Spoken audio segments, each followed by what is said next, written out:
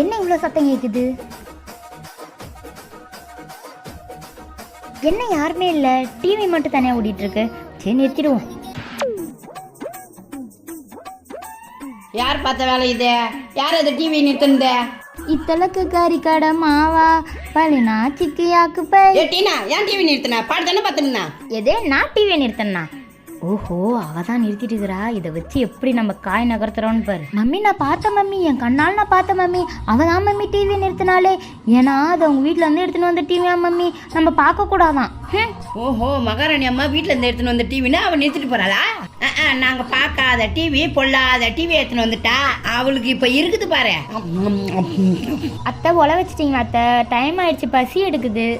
ஒலைதானே, வைக்கணும் வைக்கணும். உங்க வீட்டில் உங்க மாமியார் வரதட்சணை கேட்டு தொல்லை பண்ணியிருக்காங்களா? கீழே கமெண்ட்ல சொல்லிட்டு